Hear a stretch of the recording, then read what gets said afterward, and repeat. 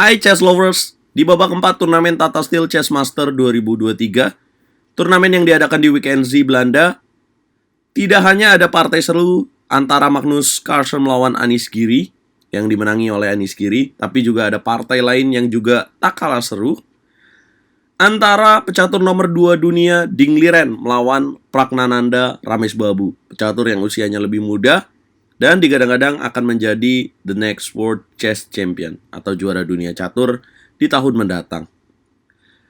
Nah, teman-teman, selisih elo rating mereka juga lumayan jauh ya, di mana Ding Liren 2811 sementara Praggnanandhaa 2684. Teman-teman, permainan berlangsung dengan 74 langkah, di mana akhirnya Praggnanandhaa Ramesbabu mengalahkan Ding Liren dengan teknik permainan akhir yang sangat luar biasa.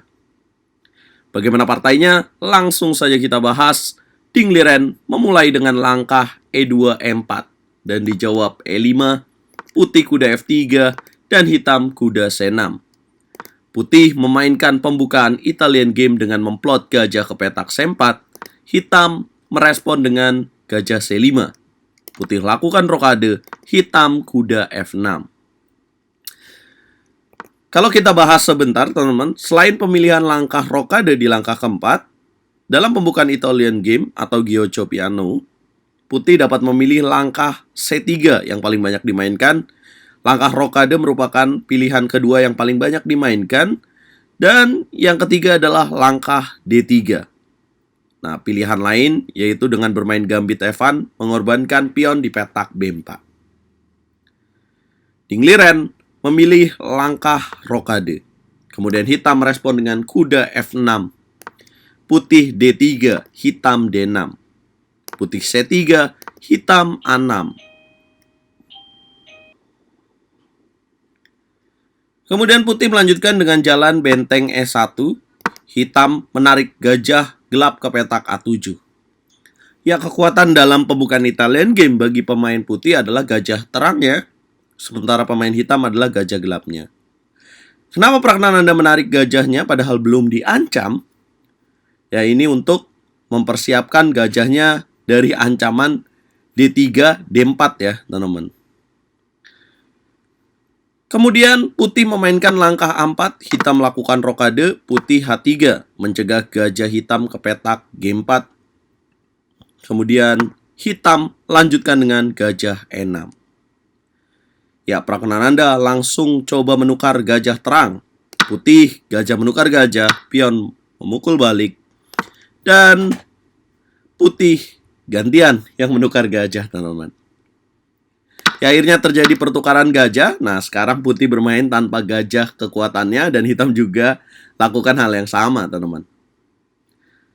Ya, kalau kita bisa lihat, teman-teman, dari 12 langkah ini, ya sekarang permainannya menjadi lebih ke posisional ya, teman-teman ya. Kemudian hitam melanjutkan dengan jalan A5 untuk mencegah B4.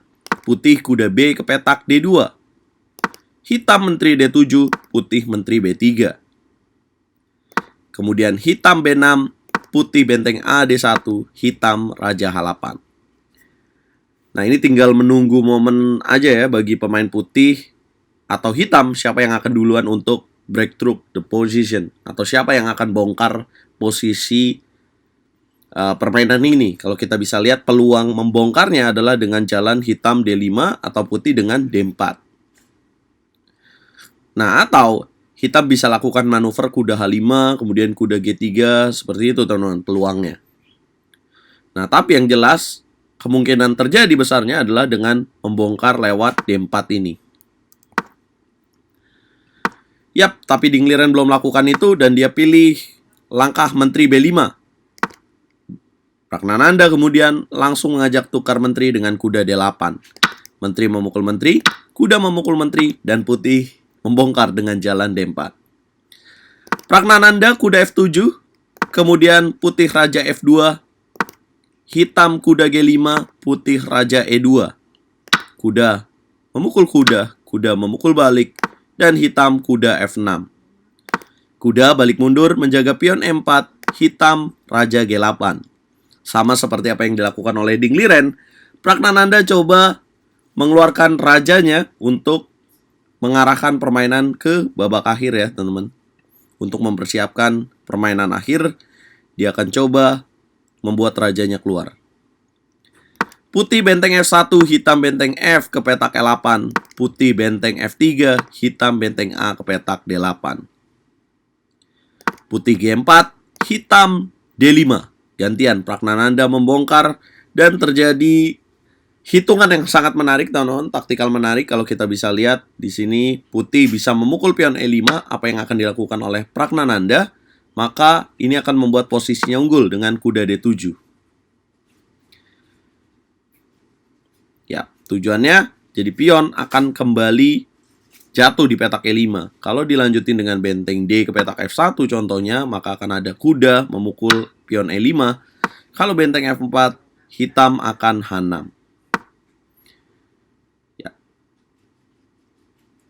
Nah, kenapa ini enak buat hitam? Karena hitam kudanya nyaman banget di petak E5 dan tinggal menunggu momen kudanya akan berpindah ke petak C4. Ya, kita back to the game setelah jalan D5. Putih lebih memilih benteng ditarik mundur ke petak F1. Gantian, putih yang memberikan pion di petak E4. Pragnananda memukul pion D4, pion C memukul D4, dan memukul pion E4. Satu pion didapatkan, tapi putih langsung jalan G5. Hitam kuda D5, putih kuda memakan pion E4, dan disinilah momen Pragnananda memiliki keunggulan tipis dengan jalan E5. Bisa lihat ya, karena posisi raja putih di tengah dan sekarang bentengnya akan memiliki counter langsung kepada raja di E2. Putih benteng F5, hitam kuda B4.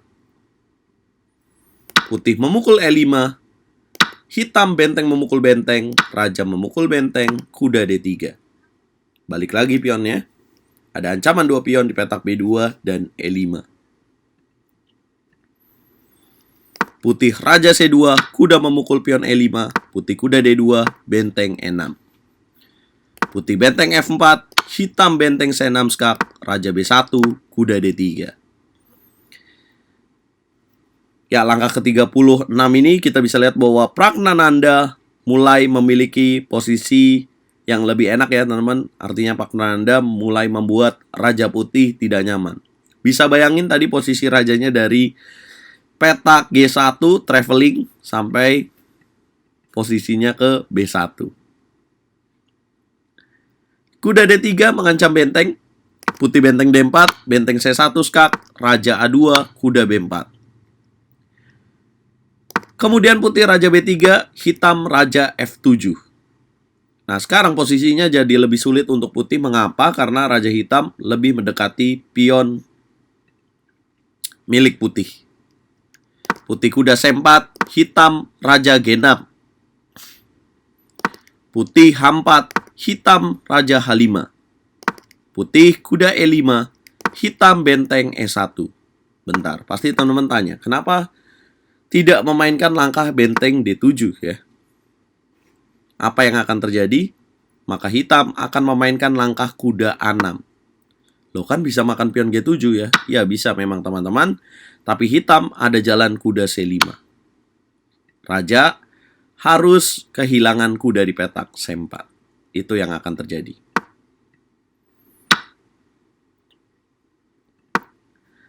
So, itulah mengapa putih memainkan langkah H4 ya. Kemudian kuda E5. Kemudian hitam benteng E1 mengincar pion E3, putih benteng E4, dan hitam benteng H1.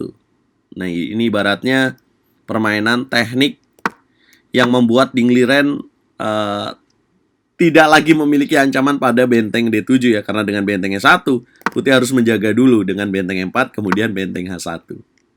Jadi bentengnya nggak bisa ke petak D7 guys.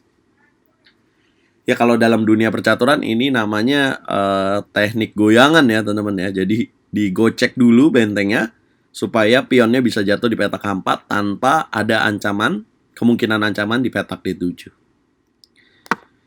Ya, putih kuda D7, benteng memukul pion H4, benteng E7, raja memukul pion G5, putih benteng memukul pion G7, dan raja H6. Ya, langkah ke-46 ini Pragnananda sudah unggul 1 pion teman-teman. Nah, sekarang goals dari Pragnananda, kalau mau menang, ya tinggal promosiin pionnya ini nih. Atau mendapatkan satu pion lagi di petak E3. Putih benteng E7, hitam Raja G5, putih kuda F8, H5, putih benteng G7 skak, Raja F5, benteng F7, Raja E4. Ya, Pragnananda mulai mencari tempat untuk amannya Raja Hitam ya. Putih benteng memukul pion C7, Raja memukul pion E3. Putih kuda G6, hitam benteng D4. Putih benteng H7, Pragnananda benteng D3 skak, Raja C4, benteng D5. Kemudian putih benteng E7, hitam Raja F2, benteng B7, benteng D6. Putih kuda F4, Pragnananda perlahan tapi pasti mulai masuk ke petak 4. Pion promosinya. Putih benteng G7, hitam Raja F3. Putih kuda H3, hitam kuda C6.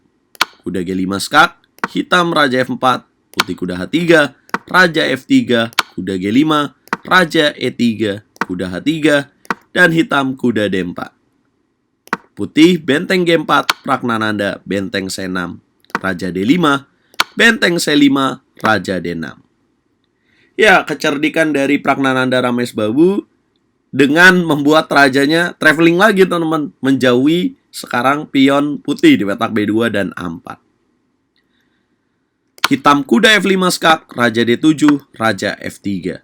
Benteng G6, benteng D5 skak, Raja E6, kuda E3. Kuda G1, Raja E4, kuda H3, benteng D4. Putih B3, Pragnananda benteng B4, putih benteng F6, hitam Raja D3, dan putih menyerah ya. Karena Raja E5 tinggal makan pionnya aja. Permainan akan dilanjutkan dengan kuda G4 pastinya skak. Tapi setelah benteng B4 kemudian Raja D3, sebenarnya Dingliren sudah menyerah. Karena pionnya akan jatuh kembali. Nah, kenapa bisa terjadi endgame yang akhirnya membuat Dingliren kalah? Karena ini juga faktor waktu ya teman-teman. Kalian bisa lihat dari tadi Dingliren mengalami time pressure ya, waktunya di bawah 1 menit terus teman-teman. Ya, tapi ini juga karena kehebatan Pragnananda yang bisa memainkan endgame Raja Benteng dan Kuda. Teman-teman, permainan akhir itu tidak mudah, benar seperti apa yang diungkapkan oleh Jose Raul Capablanca, mantan juara dunia dari Kuba, yang bilang, kalau kita mau mempelajari catur, yang paling pertama sebelum hal lainnya adalah mempelajari teknik akhir. Kalau kita kalah di fase opening, mungkin kita bisa membalas di middle game. Kalau kita kalah di middle game, mungkin kita bisa membalasnya di permainan akhir, di end game. Tapi kalau kita kalah di fase end game, ya udah ya, kita nggak akan bisa balas kekalahan lagi teman-teman. Tapi kita akan kalah ya. Yap, ini hari yang spesial buat percaturan India karena di kemenangan ini Pragnananda, Chessbase India juga merayakan ulang tahun yang ke-7. Ya, luar biasa. Paman Anand pasti bangga dengan hasil ini. Apa komentar kalian buat game ini? Jangan lupa kita ketemu jam 8 malam waktu Indonesia Barat. Jangan lupa bantu video ini berkembang dengan cara like, share, komen, dan subscribe.